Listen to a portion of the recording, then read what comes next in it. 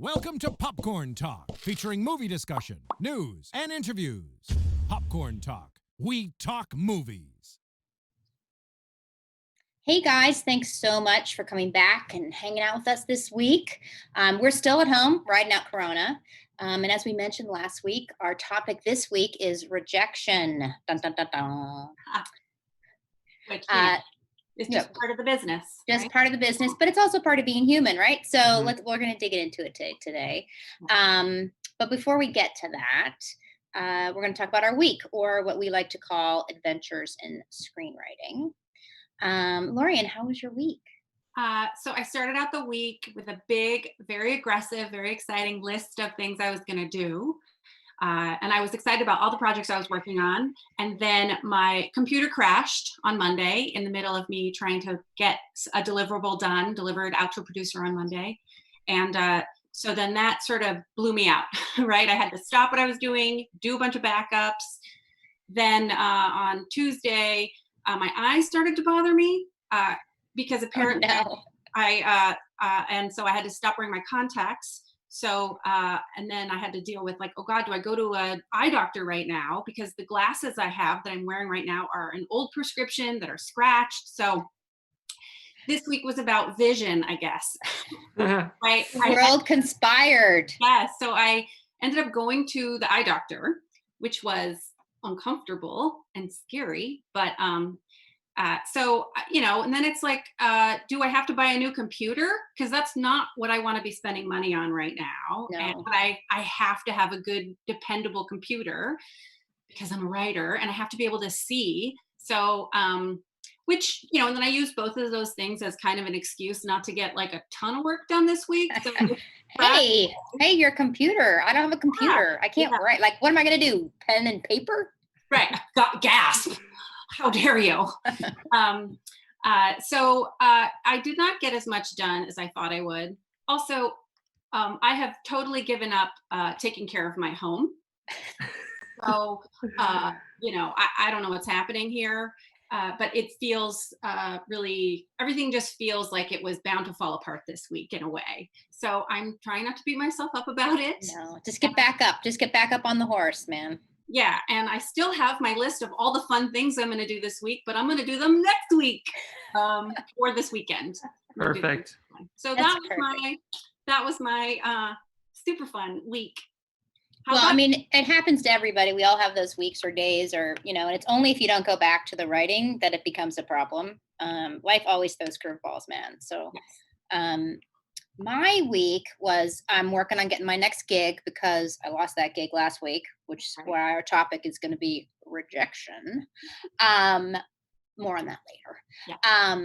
So I'm working on getting my next gig, which means reading stuff or things that people are submitting and finding things that I like. But now you got to get the gig. Like, it's not just a done deal. Even when you're an established writer, now you got to go and pitch what you like about it and make sure you're in line either with the director or the studio. So I'm doing that, which, is a tremendous amount of work, potentially either because I decide as we get further in, oh no, this isn't for me, or I'm not the right fit for them, or what I want to do is what they want to do. So there's always a tremendous churn going that you just have to put aside the hours that you're working in terms of your worry, right, about time is money kind of thing. And we also, Lorien, I cannot believe you did not bring up what else happened to you this week, which I think is very Freudian that you just forgot it. Lorien and I got notes together as a writing team this week. Last night. Hello. We're actually very... You just blacked it out completely. You are stuck somewhere in the process.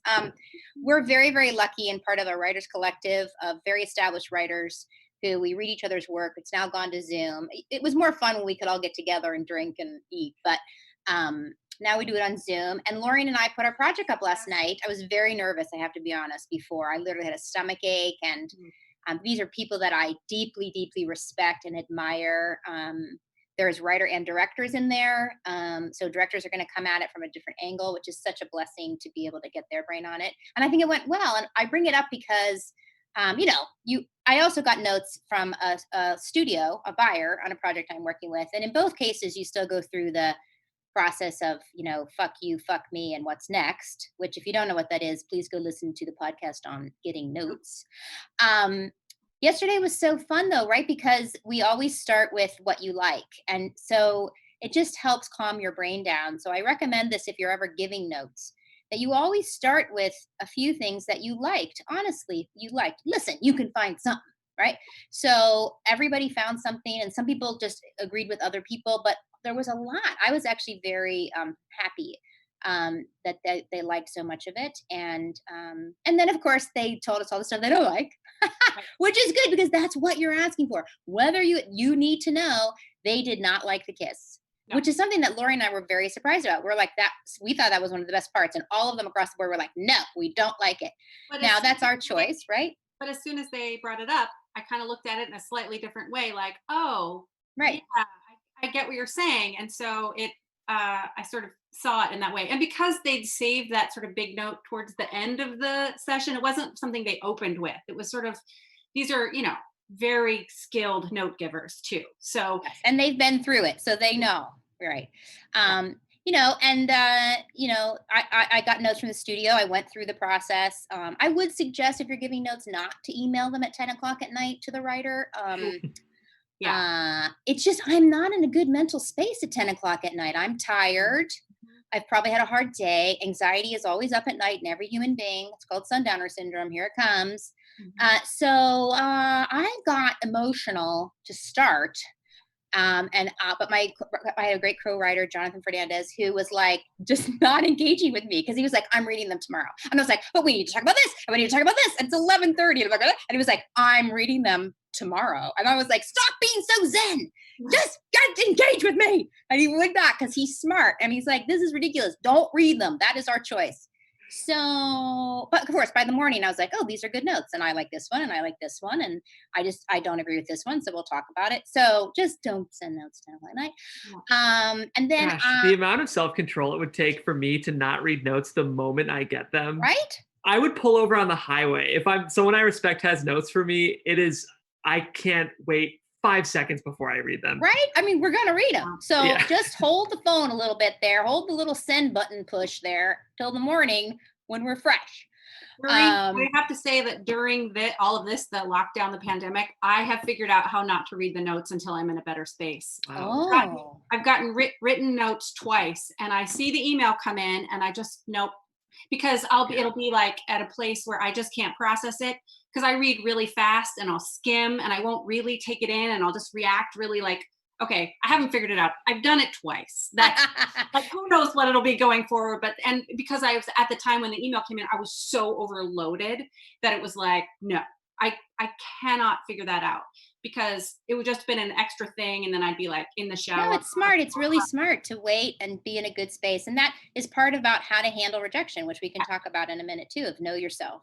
The last thing I wanted to talk about in terms of the week, it's just a little suggestion for you guys out there is the Alliance of Women Directors is a group. I'm not even sure how I got on their email, to be honest with you, because I'm not a director. But I got on it, and they are starting to have Zoom seminars online. I do not think you have to be a member. You do have to pay, but it's a charity raising.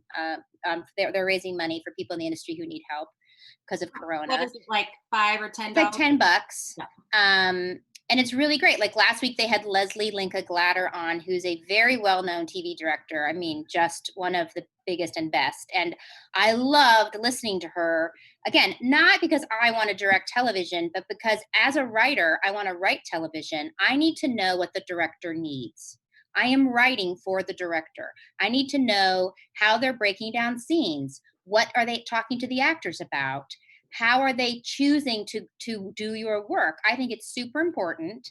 And so I listened to her because I'm like, oh, here's one of the best. And what was amazing was, the things that really spoke to me that I wanted to share with you guys were in terms of the craft. As a director, she just kept saying, the first place I go is to theme. What is this about? What is this whole episode about? What is the series about? That does not, she could just be a director for hire coming in for one episode. She's still asking that question. And the next question she asks is, what does the character want? These are the same 2 questions that Lorien and I are talking about to you as writers. The director is doing the same thing. What does the character want in this episode, but most importantly, also in the scene? Because it's how she knows how to set her camera and how to direct. And she also talked about, her phrase was, who is taking me through the scene? As a director, that's what she's asking, right? So she's really talking about emotional point of view. She said, of course, sometimes you will be objective and she will make that choice as a director, and the script will inform her of when she needs to go into an objective point of view. But she's also asking, which character is taking me through the scene? And as a writer, I really, really think about that. Emotionally, who am I going through the scene with, right? Where is the emphasis? And I just think that's a really good thing to think about, because directors are going to ask it, actors are going to ask it, everything you're laying down, that question of what is this about? What does the character want? Who's the emotional point of view? Every crew member is going to be asking those questions. And then in terms of process, it was really great because she was like, okay, this woman has been directing for, I don't know, what, 20 years. She's done every show. She's executive produced shows. I mean, you can't get bigger and better than Leslie Lincoln Glatter. And she said every new project still, her first step is panic. And I was like, woohoo! So such a relief, right? That's just part of the process, man. And that her response to panic is prepare and then stay open to opportunity. So she is super prepared. She knows every shot. She storyboards a lot. She knows what's going to happen. And then she goes in and is ready for the challenges of the day. Like, guess what? You can't get that crane or whatever happens to her, or the opportunity that's arising because somebody has a great idea. Like, she's open to possibility even as she prepares. And I think that is the same in writing. You have to prepare. You have to do your work. You have to outline. You, like, let's just use it in outline. You have an idea, you churn it up, you maybe do a puke draft, but now you outline, and now you've got this beautiful outline. You've gotten notes on it, you've rewritten it, and you go to draft, and suddenly new possibilities open up. In the story, it just starts coming up, new opportunities, and you can adjust to it, right? So I just think it's amazing and wonderful that the process continues now from the writer now to the director. We're all kind of doing the same thing. So I highly recommend, it's the Alliance of Women Directors. Mark Guggenheim is up this week. He's going to talk about directing, but also being a showrunner, which I think will be super interesting. Again, if you're going to want to write for television, listen to what showrunners are thinking, listen to what they need, because you're going to be on their staff someday and you need to understand what they need. And also, you're going to be a showrunner someday. So, right? Come on, let's be positive. That's what's going to happen. We tell ourselves every day. What's going to happen, man? Come on. Come on. Okay, so next section. Yes, Lorien? Yes. Next section. Before we get into that. Oh, yeah. Do we want to have Jeff talk about? Well, it's your guys' favorite part of the week where I shower praise on you two. We got some more amazing. Go ahead, Meg. What'd you say? We love reading the reviews, and we love reading your questions. And the reviews really help us because, we care deeply about this. This is us creating community. This is us giving back to you. But we're doing it for free. This is literally just us giving our time to you. And the only way we can keep doing it is if we get some great reviews on Apple Podcasts. So if you can find the time to go over there and give us a review, it'd really help us. And now here's the part that Lorien and I hate. I'll just read a couple quick ones. They're so well written from our wonderful writing. I know, you guys write well. So let's listen to the great writing. All right, we have JazzCat45 saying, there are a plethora of people offering screenwriting podcasts, but none can compare with these concise, engaging, and informative women. It's an absolute gift to be a recipient of their knowledge and expertise, transmitted with such good humor and effortless aplomb. I highly recommend Meg and Lorien's stellar endeavor to all writers, producers, directors, and actors, and really to any film goer. The insights gained are well worth the time invested to listen. Then one more quickie. This comes from an indie producer. This is the beauty of pandemic, guys. And candidly, I was just talking to my wife 2 minutes ago. So it's a peek behind the curtain. Indie producer, book editor says, this may be the most accessible, informative, and nuanced approach I've seen or heard in any context to helping serious, professional, or aspiring screenwriters deal with the practical, technical, and aesthetic issues of around doing what it takes to actually deliver a real work product. It's also refreshingly unpretentious and grounded in all the real life stresses that all of us face. So That's really what's great about these reviews is they're like bullseye targeting what we want the show to be. So this Yeah. feedback is so great because that means we're accomplishing what we were hoping. Yeah, it really helps to hear that you guys, what you're liking, what's helping, so that we can keep doing it. And again, send in your questions because we also want to know what they are and what you're wanting more of, what, where you need more information. If we've said something and you want to talk about it more or you don't understand, please let us know because we're here for you. Yes. So, All right, rejection.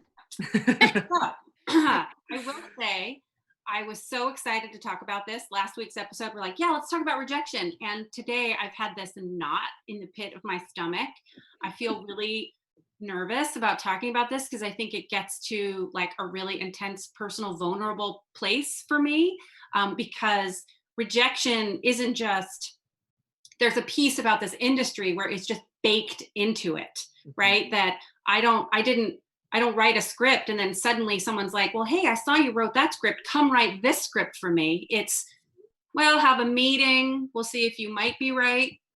Wait to see if you get the next step, which is do a pitch, on your take on it, which is usually for free. Well, it's always for free, right? Go do a take on it, like you were talking about, Meg. mm-hmm. And then there's rejection in that. There's rejection in the notes, right? And then if you do get the job, there's still that I might get fired piece of it as you go along. So, and then you do a great job and everybody loves you and you win all the awards and make all the money. Then the next job you still have to go chase in the same way. So you're constantly auditioning and dealing with that.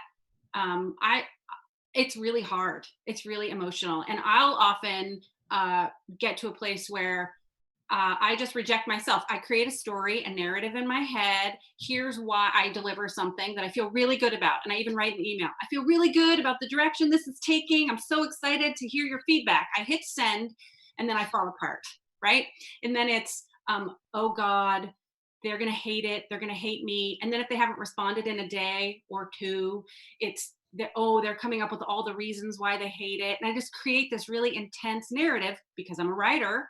And so, and generally speaking, for me, it's a negative narrative. It's never, they're going to love this. And like, I don't know any human who does that actually. Right. And so I think, sometimes it's easier to process. And sometimes, honestly, I go straight to the bottom. I have to quit. This is the worst. I'm the worst, right? Like dealing with all that negative self-talk is really hard. And admitting all this, it's really hard. I mean, I've touched on it before, but it really is scary when I get to that place of rejection and I've created this narrative, or I do get a legitimate rejection, which is no thanks, pass, right? It's personal, it's professional, but it's deeply personal because as a writer, it's not just the product, it's me. It's me in the room, me as part of the notes process and the creative process. So it's not just a rejection of, we didn't like this thing you made. It feels like a whole. It feels like that. It feels like, yes. It doesn't mean that it is. Right. It means that is how your brain is taking it, right? Yeah. Because of how you're wired or because you're human. Yes. It's seeing it as survival. I mean, it's interesting. I mean, we all do that. Totally. I do that. That I just did that when certain writers that I love didn't sign up to be on our collective. And I was like, oh my God, it's because she hates my writing or whatever. And then she emailed and she was like, I'm busy. And it's like, and okay. I said, hey, let's talk about this on the show about rejection. And I mean, we do it. We do it. I mean, it's interesting. Why do we think we do that? I think we do it out of some survival instinct, and after you've been rejected, you can start to overthink and turn it over and turn it over and turn it over. And some part of you thinks, well, I'm looking for a way to not make that happen again, right? Or what's the mistake I made? Or, when this project went away last week, I have found myself in a mourning process, which is normal, right? But also slightly turning it over. What could I have done differently? Is it my fault? Did I do something? And at some point, that's just your brain trying to make you feel safe, and that's not going to lead to anything. Maybe something if you can find something, but generally it's just a way to beat yourself up. The first thing I always try to get my brain to do is just ask myself, is this really happening? right? Like, meaning, Sorry, that's really, I love that. It's so simple and it's so real and true. is this real. true, right? Yeah. Like if your brain is saying, well, they haven't responded because they hate it, you do have to go like, is that true? Are you can be certain of that. Well, no, you aren't. You're just, then you're like, okay, I'm in narrative, right? So, and even if it is a real rejection, like let's say you give your script to a manager and they say, no, thank you. I have a lot of writers like you, or I don't think you're ready, or whatever. Okay, that's rejection, and I understand that that is true. But really, what's happening? What's happening is listen to what they're saying. They don't have space for the kind of writer you are, or your craft level needs to come up. Like, it's information. Do you understand what I'm saying? Like, within the rejection is crucial information that you need. That might be for you as a writer in your development. That might be for this project itself. It's not ready yet, right? So try to find the information within the rejection. Now, sometimes there isn't any. Like, I find the hardest thing is that, like, Lorien and I had a project at, was it CBS?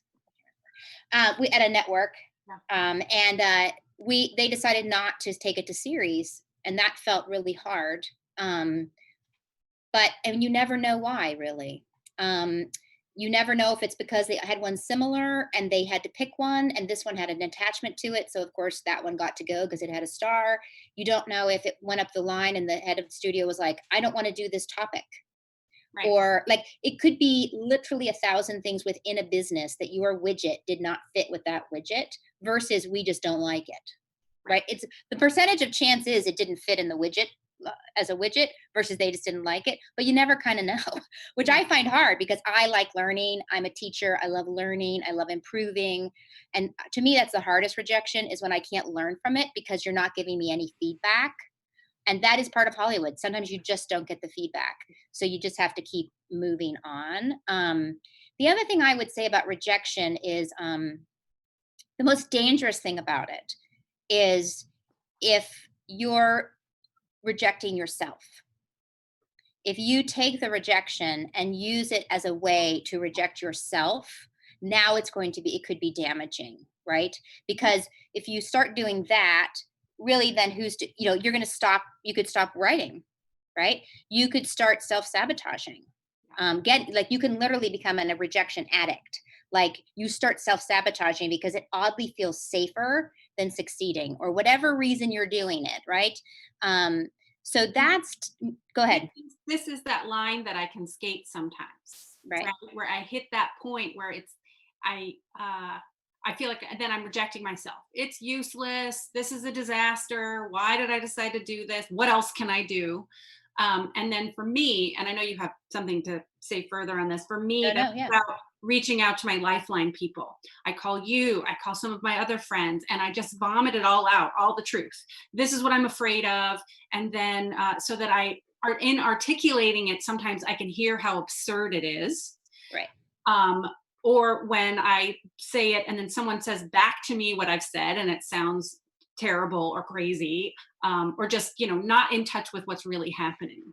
Right. But for me, that's how I pull myself out of it, as I reach out. I think if I got to the point where I just stopped reaching out to people, then that would be like the ultimate rejection of myself as a writer, as a creator. It's a really good tool, is to reach out to other people, because they can mirror back to you reality and yourself, and how much of this you're whipping up and how much is, well, that's information that's good to have, right? Or guess what? That is not a good person to work with. I'm glad you got rejected. Congratulations. That sounds really bad. That was not a good situation. That was just going to keep going on. You dodged a bullet. It's not always negative. Rejection can be a gift. Yeah, there's that piece too, where you can lose focus about who's actually the healthiest place to be or not. Like, who's a healthy person for you to be working with. And I will say, when you're an emerging writer, you sometimes get engaged with people who don't have the best motives and who will take advantage of you. And when it falls apart and you get rejected in that way, it feels like, oh my God, what did I do wrong? When sometimes really it is the other guy. Yes, it can very much be the other guy. There are, especially for young writers. But don't let that stop you, because that doesn't mean everybody out there sucks. No, that's not true either. Like, as soon as you get into everything and everybody and those kind of Right. that now you're in black and white thinking, right? Yes, there are people out there who might take advantage of you, who are, psychopathic narcissists or whatever. They're in every business. And you got entangled with one. Okay, that was a problem. What did you learn from it? How are you not going to get entangled with that type of person again and move on? Because listen, rejection wins if you stop. If you stop writing and you stop trying, versus learn its lesson and move on to the next. And at some point, you have to listen. I don't like rejection. I'm not going to tell you have to learn to like rejection, because I don't know that that's possible. Right. But you just have to be like, get a little bit of a thicker skin. And sometimes the only way you're going to get a thicker skin is you go through it enough times and you realize you don't die. Don't die. That your brain thinks rejection means death, when in fact it doesn't. It literally means that didn't work out. It might be a long game here. You might, in the long run, have the universe wanted to reject that because something better was coming that you needed to be doing. Like, you don't know the long game potentially. So learn from it and don't stop. Like, you just have to try again. And you might fall on your face a lot. I have. Listen, I've had, you got to get a little bit of a thicker skin, because eventually it's going to be like public rejection. Like, that's now taking, and like, let's move the dial up, right? Let's level up to public rejection. You just have to think about it this way. It's interesting. I just want to bring this up too, is whenever you're, like last night, getting in the collective, when you have a group of people giving notes all at the same time, with the collective is a little different because they're just friends, but you could have a group of executives, producers, executives, right? You could be in a brain trust. It's very easy to have your center move out into the other person, and who you are and all your value and what is good and what is bad is just moved into the person who's talking to you, right? And I could literally feel that sometimes happening in a meeting. Like, I will literally be like, oh, I can't feel my feet. Like, I am not in my body. The center of myself and my value and who I am has moved out into the person who is giving me notes or rejecting me or whatever's happening. And I understand that maybe in the moment you can't pull it back in, but just to be aware of it will help you, because the goal is to get your center back into yourself. Feel your feet. Breathe. That's why breath is so important in meditation. Breathe. Be in your body. Center back in yourself. Ask yourself what you care about. What are your values? What do you love about your project? What do you want? All of those things are about you and your being in the world, right? And if you got to go there first, right? You have to go back to yourself. Why did you write this? What was it? What do you love about it?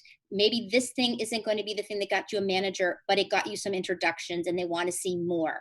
It served its purpose potentially. What next? So it's your life. It's your game you're playing. It's your path. These things will come in and they might shift the path, but the person steering the ship is you, not them. And if you let them steer it, I have to tell you, you could be lost. Because number one, there could be lunatics out there, like, narcissists who really want to steer your boat for you, right? Or they're a company who want to steer your boat for you because they want to use your life energy. Or they could be many, many different reasons that somebody else wants to steer your boat. It's your boat. You steer it. And if you get lost and you let some other people come because of rejection, start telling you who you are and what you want and what you need and what you value, wait. Just take some time. Come back to yourself. What do you want? Why are you doing this? Right? Get in your body. If that means exercise, I eat cookies to avoid that, but don't do that. It's just your process. I think that's what you said was really important, is not letting other people tell you who you are, not letting other people define you. It's so attractive when you hear someone tell you who you are, right? You're a great comedy writer. Oh, you do this so well, or you fit in this place so well. It's because, oh my God, I fit. I belong somewhere. I have meaning, right? When it might not be that easy. You might be a great comedy writer and you might fit in this place, but maybe that's not who you really are as a writer and a person and a creator, and sort of not falling into that trap. And, just so you know, as you move up the chain, it can happen in the reverse, where because you've written one thing or done one thing, people start giving you only that project because you do that well. Well, do you still want to keep doing that? And is this, maybe you do, but is this the one that you want to do? Because it's going to take a lot of your life energy. You are going to go through rejection every time you get notes. They can fire you off the project, whatever. Like, it's a hill. Put your backpack on. You're going up a hill. Is this the one you want to do that on? Is this the thing you want to give your life energy to?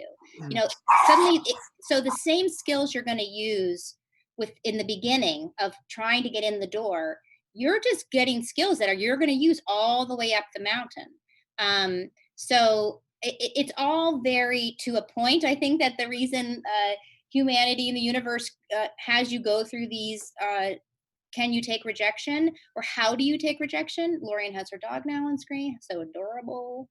Sorry, the mailman came and my dog rejected her. My dog was like, no, you cannot come in. Sorry.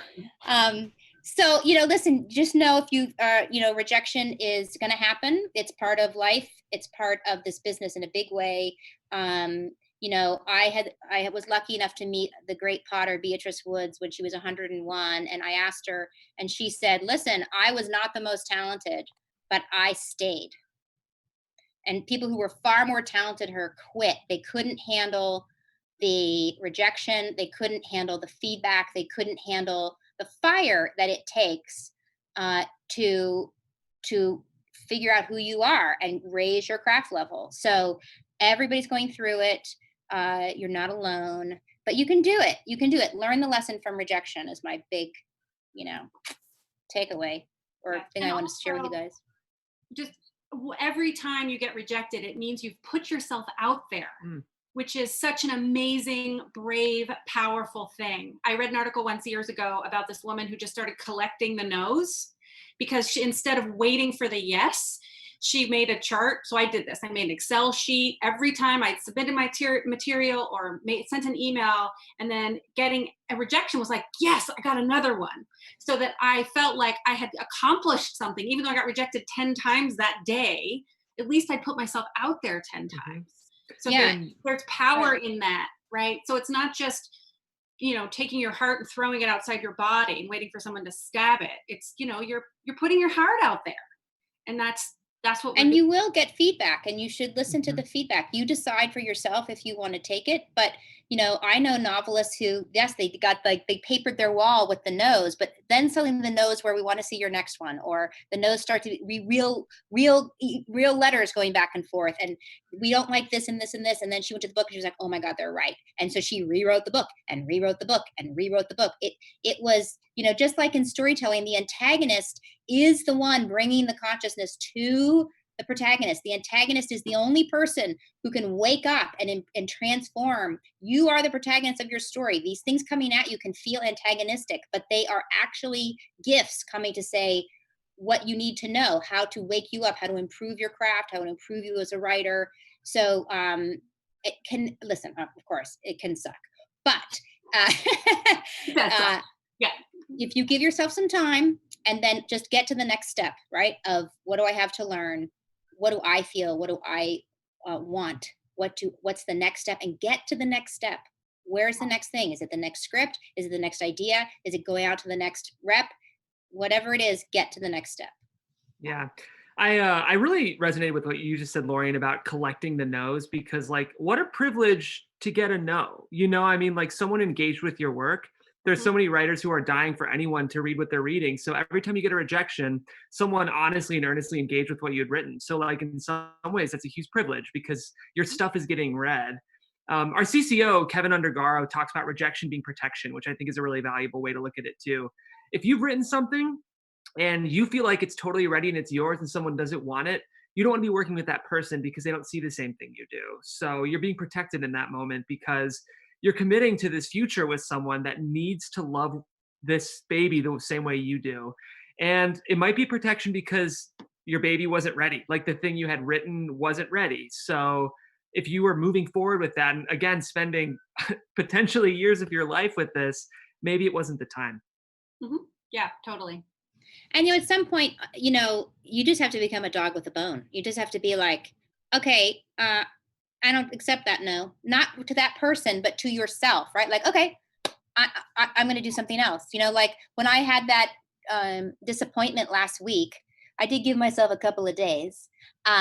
But then I was like, okay, what's the job? What's the next job? Right? Like I have these things that are possibilities. Let's go. Let's dive in. It helps. It helps as a balm, right? To just go back to the writing, just go back to the storytelling. That is what you're built for, right? So go back and be a writer. And yeah, just one more thing I'll throw in. I think it's easy as writers to like romanticize like it's getting made, this is all happening, like, but the thing that we love is the writing. And you have to ask yourself as a writer, am I doing this so that I can like potentially tell someone I won an Oscar? Am I doing this because I love sitting down and exploring characters? And yes, to both of those things. I was gonna say or both. Yeah, or both. Yeah.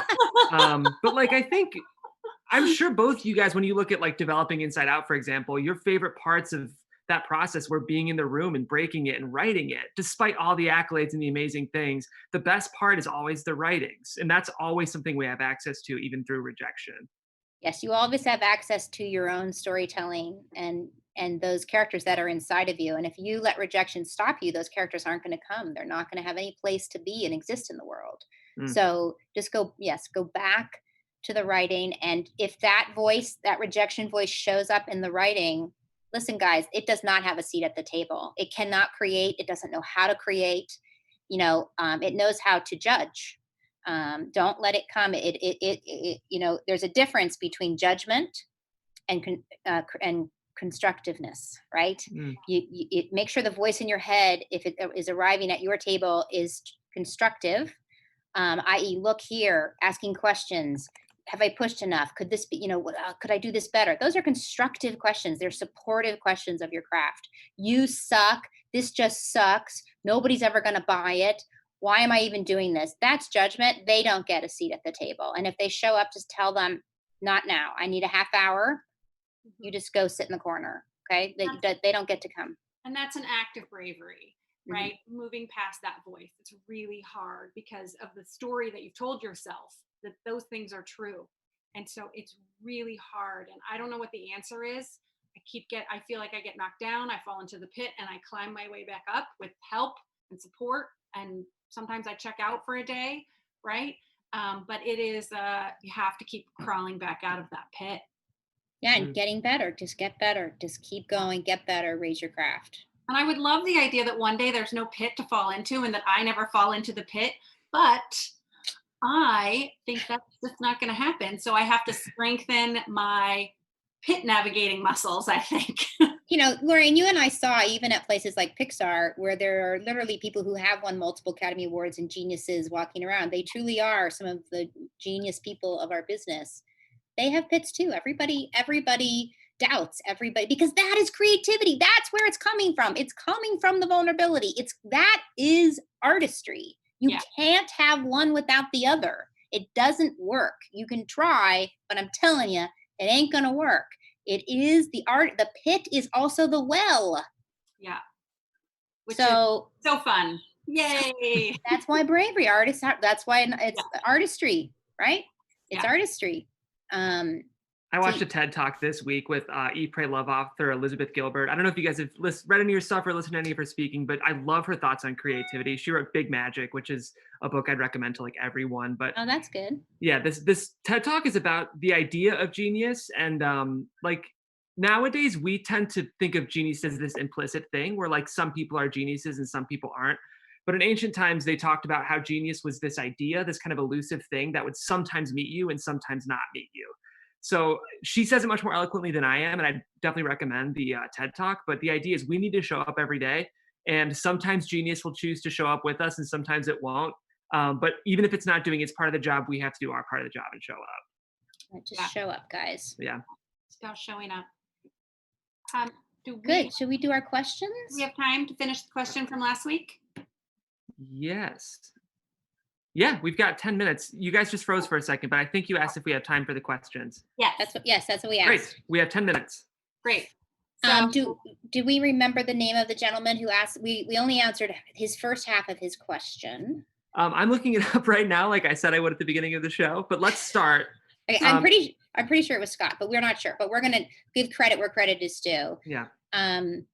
The question was making the transition from being a content maker, like a producer or an executive, to being a creator, a writer. And last week we talked a lot about owning who you are as a writer, saying I'm a writer, telling people you're a writer, writing, doing the work of the writer. And then we talked about we would continue answering that in terms of, it's another piece of the question that he asked was, how do I get representation? In order which we think is a big question. Yeah, that's a big question we think people probably have. And we've gotten this has been asked several times at our email address, the screenwritinglife@gmail.com. I think I got that right. That's good. Yes. Several people have written in to ask about how do I get a manager or an agent, or what should I do? And to get an agent is hard. I'm not going to whitewash it or tell you that it's easy. It's not easy because there's limited agents and managers, and they're all looking for top of the line craft and writing. And ultimately, what are they looking for? They're looking for something they can sell, right? Yep. So they're looking for something they can sell, and they're looking for a writer who they believe can produce for them, meaning produce more than one thing. Right. So, and they're probably looking at you for what is your skill set and how would they frame you to a buyer. Right. Mm-hmm. This guy can write horror. He is going to scare the crap out of you. It's not the same scares you've seen before, etc. Or I know that sometimes what I know about myself is I can really write, and what I get sold as is emotion, right? Like I can really write emotional characters that you care about. So you have to be able to do everything, right? The craft level is everything, but really, how are they selling you? It's good to know yourself. It's why if you have wildly different scripts, it's very hard for them to know who you are. And I know that's completely annoying from a storytelling point of view, because every writer should be able to write any genre, whatever they want. But at the beginning, and that can happen as you grow, but in the beginning, really, what are your samples that show this is the writer that they can sell and support. And again, when I say sell, I don't mean that in some base way, like, oh, they're terrible. No, it's a business, and this is what their business is. And they love writers and they love movies. And this is their part of the process, which is they help get you out there. And they're helping you get a meeting with somebody. The selling is, hey, here's Meg. She's great at emotion. She's written these projects. Would you meet with her either just as a general meeting, a get to know you, or for a specific project? So and then you got to go in and sell yourself. Yeah. Right. So get ready. They are hard to get to. One thing that I always suggest, do whatever you need, enter the contest, and it's always 6 degrees of separation in terms of, you give your script to your sister's roommate from college who now works at ICM in the mailroom or whatever. Yes, you should do all that stuff, because it's literally about the web to get in and get read. And it's about that person handing your script to someone else, which means it has to really be a script that feels different and special, and like there's a voice, and that, and it has all the basic craft level. Like, why would somebody be like, this is it, this is the one? And remember, we read a lot in Hollywood, so we've read, it's hard to hit that bar, but possible. And it's really about the execution, right? And then, so that web is real. You need to get into the web any way that you can. One way to think about it, though, I also want to say is agents are hard to get to, but producers might be a little easier, because producers are also out looking for material. So if you know that your script is within the bucket or the same category as these other movies, right? They're comps. What are the comps to yours? I don't mean plot. I mean like tone, genre, how they'd sell it. This is a horror movie. And then go look at the producers who've made movies like that you love. And you might see it's the same person has done a couple of them, right? That's the person I would send the letter to, because they're out looking, right? They're a little bit more open. Mm-hmm. You're going to have to sign a piece of paper that says you won't sue them. But them calling an agent is a much better idea than you calling them, because that agent knows that producer. They know they have taste. They know what their taste is. They trust them, right? Like, I got an agent, not because I had been a producer before, but because I knew somebody who loved my writing, and she was a producer, and she called somebody that she loved, a manager, and said, you have to read this. I think she's got talent, and I blah blah blah. So it works the same way. So in terms of specifically for our questioner, because he's in the business and he does have that web set up, right? It's now about also having the product. He asked specifically, how many do you need?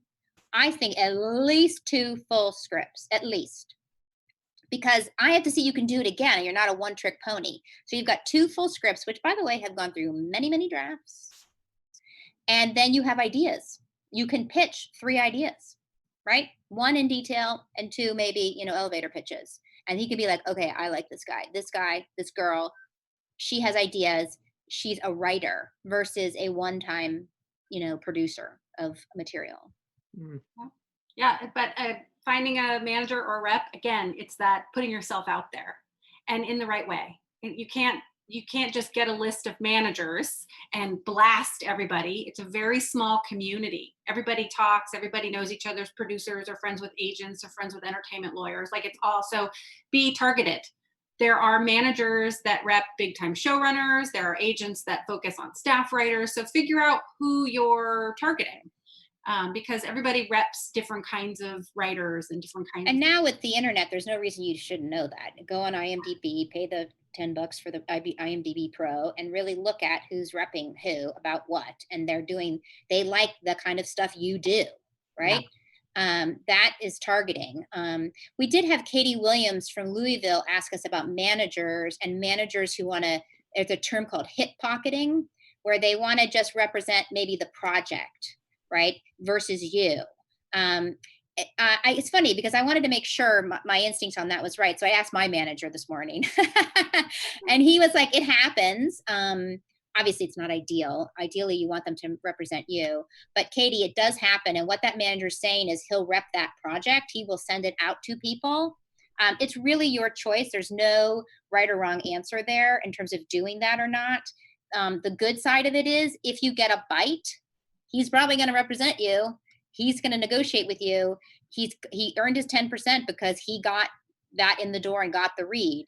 So the downside could be it doesn't go. It doesn't. And now, but what's the downside? Because then I'm just thinking it through with you, Katie. What's the downside of that is he might want to see the next one, right? Like he still got feedback. Somebody still said, I like her writing, but it's not the widget we're looking for. He's looking for feedback on you. And if he already thinks it might be a winner and that you might be the winner, I think if it's a limited targeted submission, right? He's not blanketing the town, but he literally can tell you, I'm going to these 5 people and this is the reason, because this is what they're looking for. This is how you fit in there. It's your time to test him too.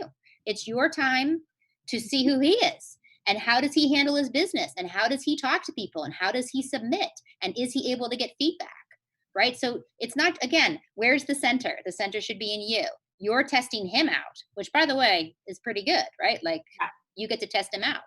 I thought hip pocketing was they were just gonna like put you in the reserves. I didn't know that it was hip pocketing. I guess maybe hip pocketing is slightly different. Wanting a manager wanting to he's saying I'm going to represent the project. Hip pocketing is more, I guess, I'm not officially telling my agency that I'm repping you. Right? I'm not going into my weekly meeting and saying, here's a new person I want to represent. Because then, by the way, they have to usually give a lot of agents your stuff. It's not usually that one agent who's deciding. They're waiting to see what else you can generate. Right. So the agency, know that if you send your script and that agent is actually interested, that agent probably is giving it to multiple agents in the agency because the agency is representing you. And that agent has to get multiple people on board that this is the person that we're going to put our time and invest in, because they know, especially new writers, it could be years of time and investment before you hit big enough to pay back all that time. So if they are saying things like hip pocketing, they might be young agent. They might be somebody who needs to get you to see what kind of interest they can get in you for their own meetings. Hip pocketing can be slightly dangerous, so be very, very careful about it and really know that person as well as you can. And if you can get feedback on them from other people they represent, I would. That's really important too when you're looking, when you get to the stage where you're starting to meet with reps, when you're starting is to do your due diligence as well. I do have a friend who's rep by them. Who else do they rep? All that sort of research to make sure that you really. And yeah, it's the internet, man. Look on IMDb. Who else do they?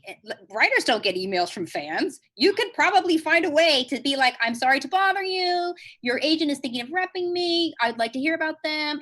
You can get to people. So just make sure, again, it's your life, your want, your path. Is this the person for you? Right? Yeah. You can get so excited about being repped. That doesn't mean they're a good person. That doesn't mean they're the right person. Right. And sometimes just take it and see, you can always fire them. But I know, sometimes you just have to be like, well, it's the truth. It's the truth. So I hope that answers your question, guys. If not, email us, say, this was the question I asked, but you answered this one. We're happy to try again. But we're happy to answer questions on craft, the business, life, whatever it is. Let us know, because we're here for you. So thanks for tuning in to the Screenwriting Life on Popcorn Network. And please come back to the Popcorn Talk. Can check us out each week. It really helps us out. Yep. Keep writing. Okay.